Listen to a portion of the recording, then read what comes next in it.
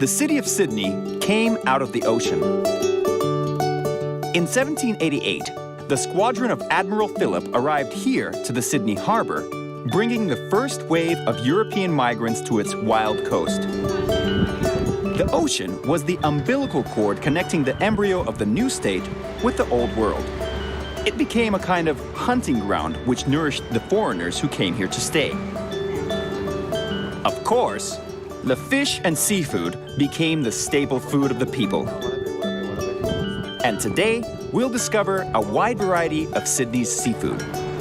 When I arrived on this blessed land, I wasn't very sure that I'd be particularly inspired by the cuisine of former inmates. However, what I saw surpassed the wildest of my expectations.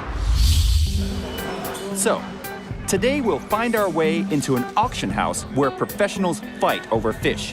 We'll learn what unique seafood they treat the guests with at the highest point of Sydney. And we'll find out which dishes are served on the main beach of Australia and why they have to be eaten raw.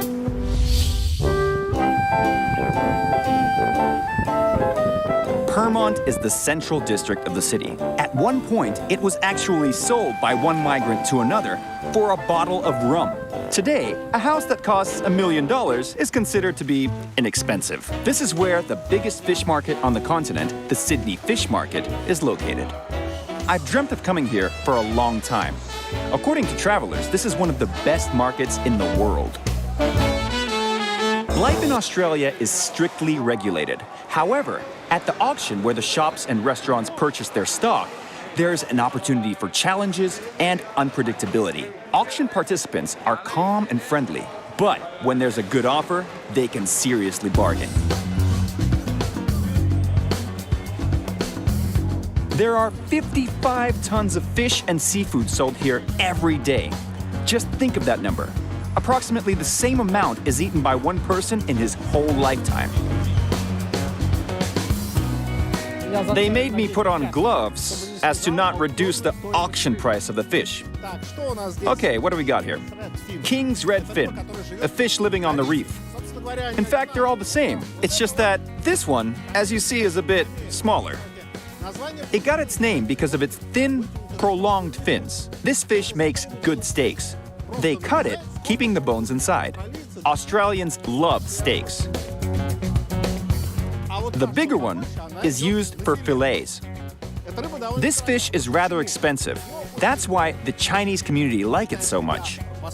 The Chinese like everything that has gold or red color in it. That is why they sometimes buy this fish to place in their shop windows, in order to attract clients, luck, and simply because it looks good. There are 700,000 Chinese in Sydney, so the market can't not take such a large expat community into account. We gotta hurry up because the fish is being taken away very quickly. Very quickly. Now they're taking the tuna. This tuna has white meat. It's often called sea chicken because it's quite common and it's got white meat. Good, everyday food.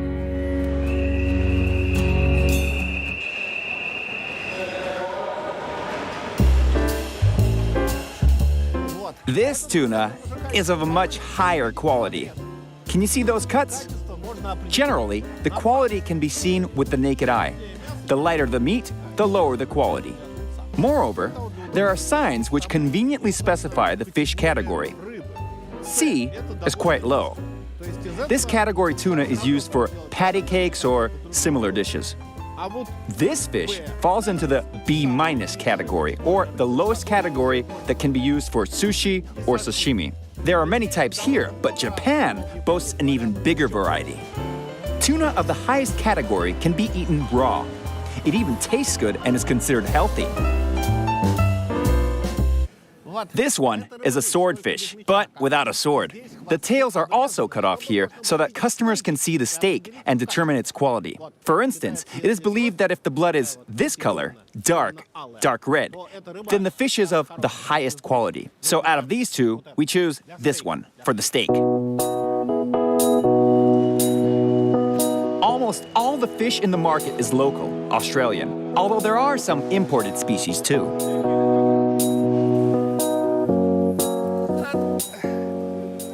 What a beauty. Flathead. You know why it's called that? This fish is not cheap. Do you know how Australians prepare it? They cut thin layers of fillet here and here, and let's say fry it. The rest is thrown away because they're not used to cooking fish soups. They really throw a lot away. Wasteful, if you ask me.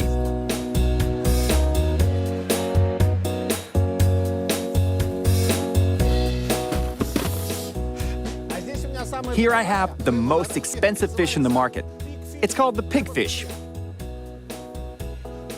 It is indeed gorgeous. But it costs $35 a kilo, and that's here, which means that in a normal fish shop, it would probably cost double. Do you know why? Not because of its magical taste. It's a regular fish. But the Chinese decided that it's the most beautiful fish in the ocean because it's red and golden at the same time. So in this case, as strange as it may sound, the price is determined by its looks rather than by its taste. What does that teach us? In life, you gotta be beautiful and tasty.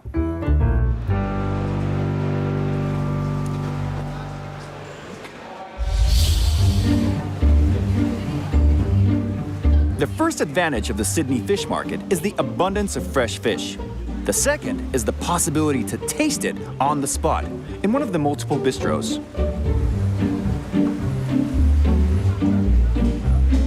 Cooking methods are simple, but the variety is unrivaled. Fish biologists studying the oceans of Australia can come here without a doubt. Not only will they see, but also taste most of the species residing in these waters. Not to mention, they'll become acquainted with local, European, and Asian cuisine. Oh, could you give me this half tail? Yep. Yep. Yeah. Take a look. This is half of a lobster. Okay. And this octopus skewer. See, in theory, it's quite interesting. This is a baked potato with small baked octopuses inside of it. I hope it tastes good. To be honest, I'm not sure you'll appreciate this wording, but these are baby squids in batter. Couldn't they just write small squid? Sounds a bit cruel. Okay, it's enough. Yeah, right. Okay. Thank you. And of course, in a place like this, one has to try oysters. I think this place boasts the shortest distance between the counter with raw food and the counter where everything's ready to eat.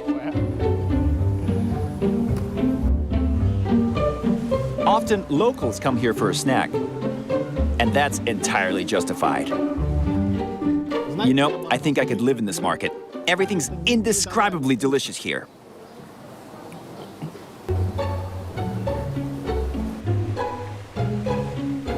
Surely, all this is as fresh as you can get.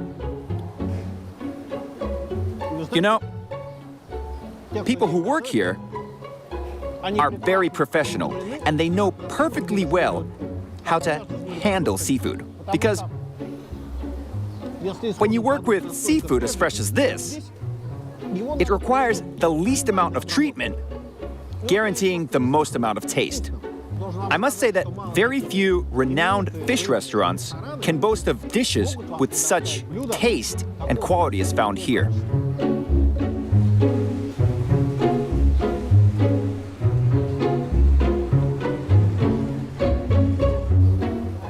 Yep, definitely worth waking up at 5 o'clock in the morning for.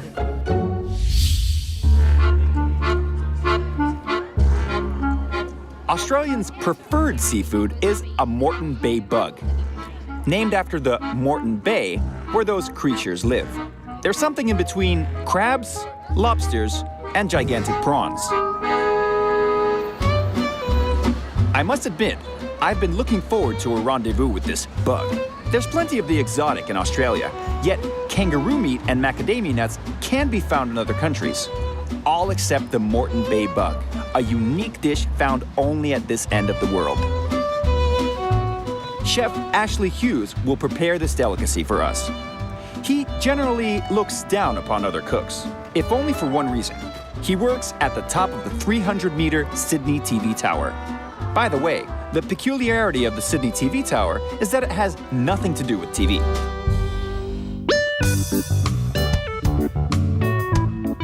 Now we'll see what dish can be created out of this luxury. Is it dangerous? Extremely. Really? No. Okay. I'll be very careful. They're a bit of a rare creature, really, in Australia. They're kind of like a byproduct when they go fishing. They're very difficult to catch. So there's Really?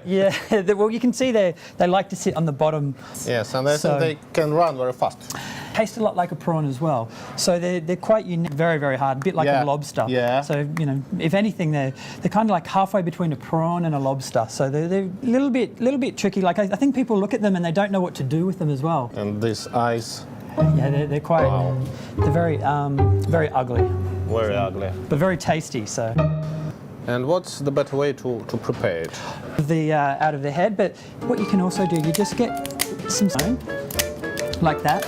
And you can see it's looking like. Прекрасно. Yeah. It's like a crayfish tail, but a very big one. Огромное. What I'm going to do is I'm going to get the rosemary and I'm going to put it inside. So I'll get a stick of rosemary. Probably take about 15 minutes. 15 minutes? Yeah, 15 Okay. minutes to do that. Okay. So, you know, we've got a little bit of time to look at the view. And Oh, okay. Yeah. Okay, see you later. It's all yours. Perfect. And the view from the TV tower is spectacular. Business districts, the bay with vessels coming and going, the green spot of the Royal Botanical Gardens. Sydney, indeed, is one of the most attractive cities in the world.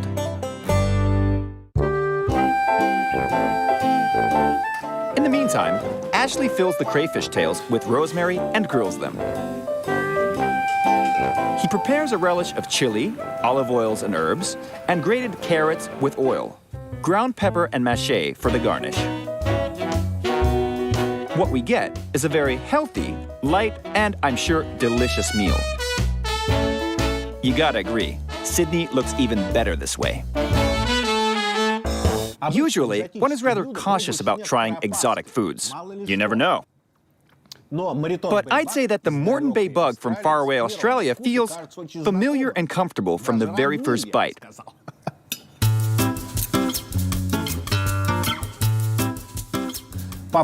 It's something in between a prawn and a lobster, but it has its own nuances. They say this meat is very versatile. It's got its own distinct taste. However, it absorbs other flavors easily. In this case, they are rosemary, lemon, and chili.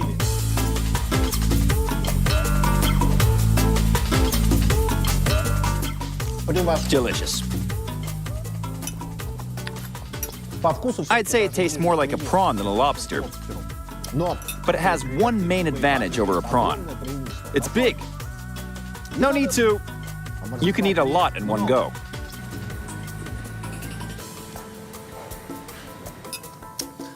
What's more, this meat has very little cholesterol, if you are among those who don't like this substance.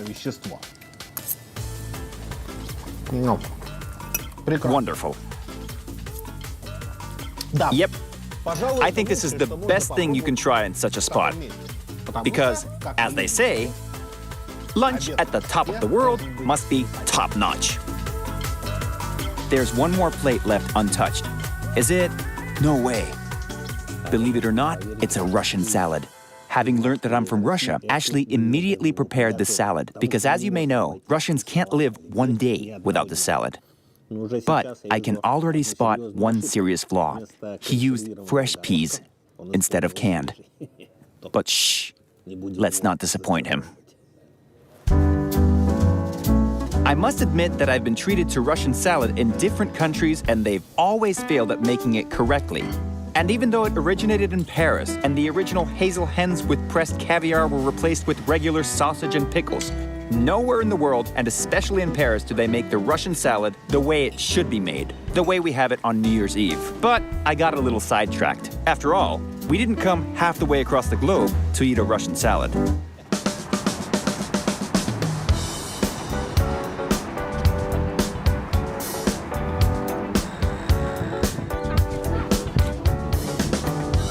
The main attraction in Sydney is the ocean.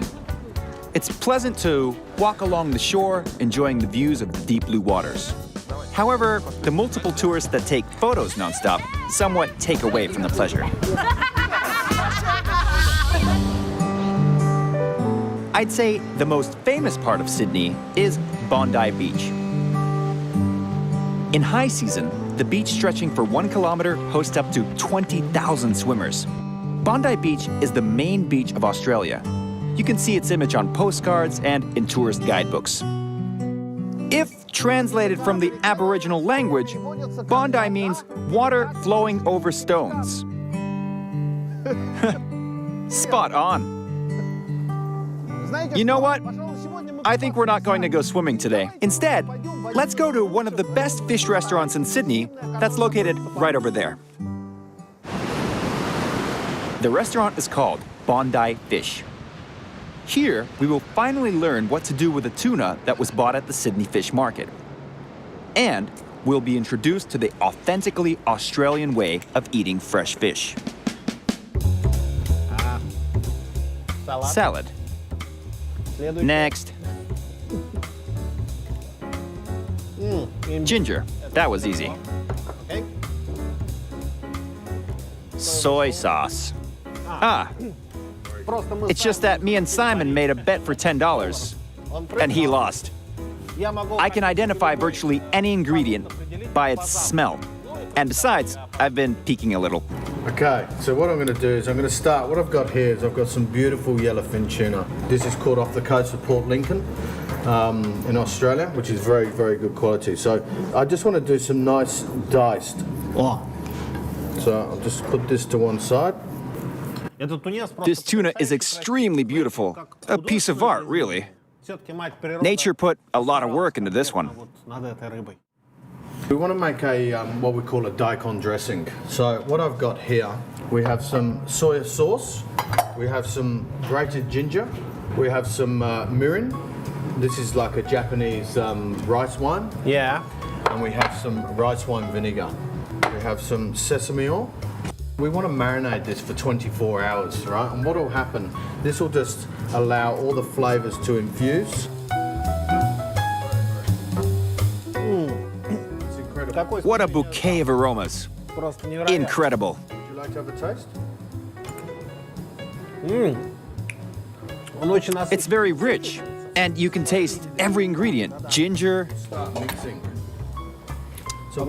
So if you're ever shipwrecked, keep in mind that this kind of tuna can be eaten raw. Just in case. We want to put some chopped shallots. So. And some green chili. Now, I'm not going to season this with any salt. No salt. No salt at all? No salt. Because of soy sauce? The soy sauce is very salty. Okay. So then what we want to do is just give this a really good mix. You grab a little bit of the tuna, like so. Pop it on there. Yes. A bit of daikon. Yes. A little bit of lemon, like this. And you eat. Thank you very much. It's very fresh. This is what Australian food's all about. Australian food is all about fresh produce. Надо смотреть. I think I have to look at the sea for this moment. Сейчас. Wait, here comes the right wave. There you go, perfect. This one on the right-hand side. This one on the right? Yes, perfect. 1, 2, 3.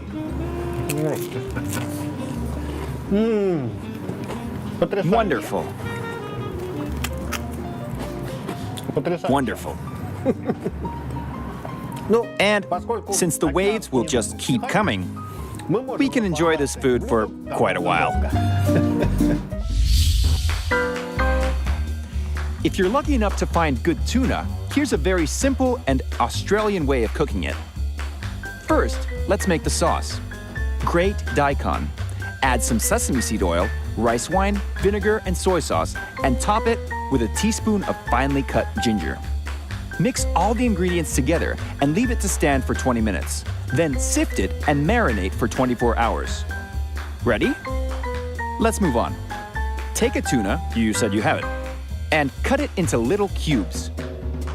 Mix it with chili, coriander, add our daikon sauce, and start eating. This dish can't wait even an extra minute. In the meantime, Simon continues his culinary charades. No idea. No idea.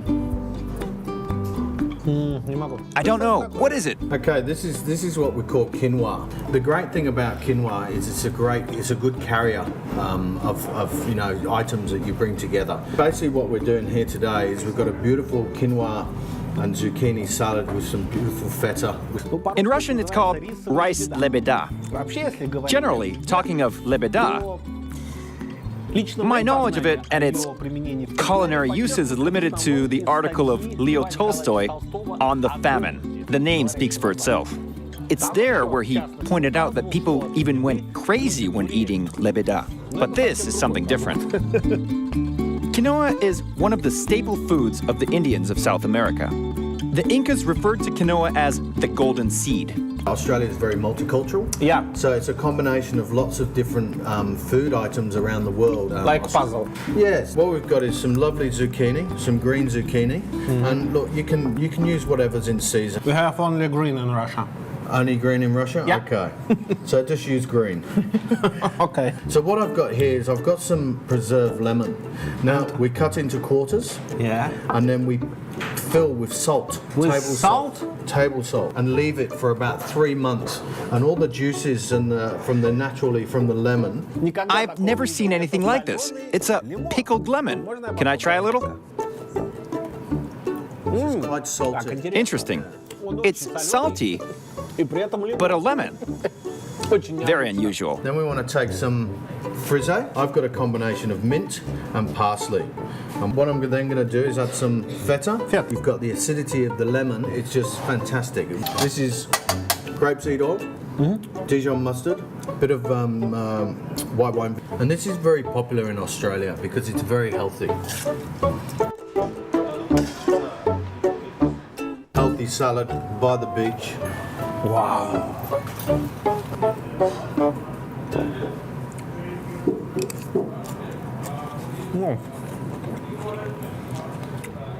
Very interesting taste. It's no surprise that Australians love it so much. It's a wonderful combination of ingredients and spices. Unfortunately, such a combination of tasty and healthy properties is not all that common.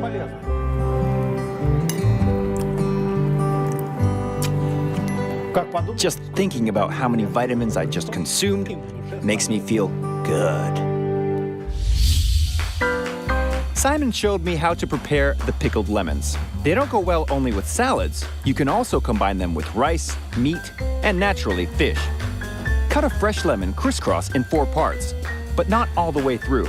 Then pour a teaspoon of salt into the cut. Pour a couple of tablespoons of salt into the bottom of a sterilized jar, add peppercorn, a clove of garlic, and some chili. Fill the jar with lemons. Squeeze the juice of 5 lemons all over it. Pour olive oil into the jar up to the brim and place it in the refrigerator. I think that today we learned about the 3 main principles of the Sydney seafood cuisine. The first one is based on using the absolute freshest fish and seafood. The second consists of using heat minimally. Some foods are slightly grilled, while others are served raw. And the third principle is the creative use of herbs, ingredients, and spices from all over the world. The journey to Australia is long. Luckily, they keep you busy aboard the plane, serving several meals. Excuse me, madam, what time is lunch? I'm sorry to inform you. The flight has not taken off yet. Ah, okay. Thank you. So what if we haven't taken off? What if you're hungry?